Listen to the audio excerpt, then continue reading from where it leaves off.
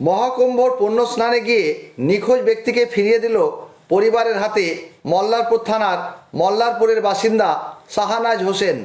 পরিবার সূত্রে জানা যায়, গত মাসের 29 তারিখ মহাকুম্ভের পুণ্যস্নানে গিয়ে নিখোঁজ হয়ে গিয়েছিলেন। তারপর থেকে পরিবারের লোকজন খোঁজাখুঁজি করার পরেও না পেয়ে ফিরে যান বাড়ি। ये कौन है आपका? ये हमारे ससुर हैं। गुम हुआ किसे? गुम हुआ कैसे? गुम हुए थे इलाहाबाद मेले में गए थे, वहीं पे गुम हो गए थे 29 तारीख को सुबह 4 बजे। फिर उसके बाद में 4-5 दिन ढूंढा, नहीं मिले। फिर उसके बाद में रिटर्न आ गए। फिर उसके बाद में 3 दिन के बाद गए ढूंढा, फिर वहाँ पे भी नहीं मिले। फिर उसके बाद में भाई का कॉल आया मेरे पास कि ये यहाँ पे हैं। फिर उसके बाद में मैं भाई से कॉन्टेक्ट किया, तो भाई ने मेरे को बोला कि आके भाई यहाँ से लेके जाओ। मैं बोला ठीक है भाई, आप तो 1-2 दिन रखो, फिर उसके बाद में मैं आता हूँ। तो वही लेने के लिए आया हूँ। आप खुश है? हाँ मैं क्या नाम है आपका? मेरा नाम ननके यादव। घर कहाँ है आपका? घर मेरा विशेषरगंज, जिला बहराइच, थाना विशेषरगंज, उत्तर प्रदेश। जी। নিখোঁজ ব্যক্তির বাড়ি উত্তরপ্রদেশের গুন্ডাই জেলায়। মল্লারপুরের বাসিন্দা শাহানাজ হোসেন বলেন, একদিন সন্ধ্যায় বাড়ির পাশে রাস্তার ধারে বসে থাকতে দেখা যায় ওই ব্যক্তিকে।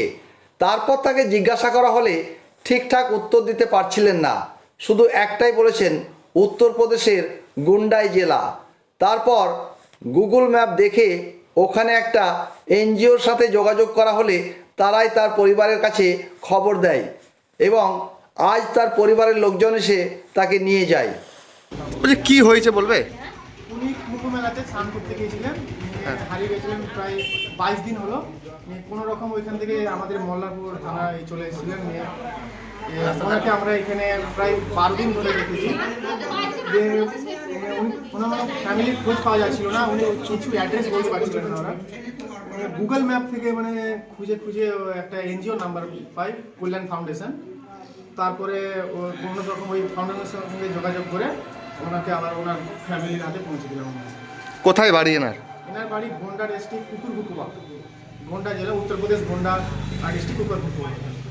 কীরকমভাবে যোগাযোগ করলেন পরিবারের সাথে? যোগাযোগটা আমরাও বিশ্বাস করিনি যে ওনাকে খুঁজে পাওয়া যাবে। আমরা ভাবছিলাম উনি হয়তো এখানেই মারা যাবেন।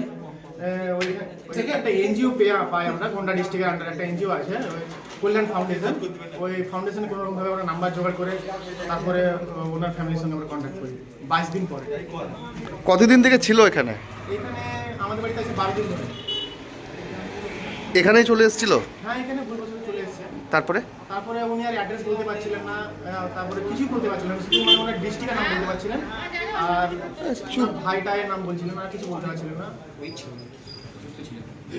আর শরীর প্রচুর দুর্বল ছিল, মাথায় সেলাই হয়েছে, কুম্ভমেলাতে চান করতে গিয়ে পড়ে গিয়েছিলেন, 2টো সেলাই হয়েছে মাথায়, আর হাত পায়ে চোট লেগেছিল, একটু হাঁটতে পারছি না, প্রচুর জ্বর ছিল। মোটামুটি এটা 12 দিন থেকে এখানেই ছিল? হ্যাঁ। এটা কোন জায়গা? এটা মল্লারপুর পুলিশ স্টেশন। পুলিশ আসেনি?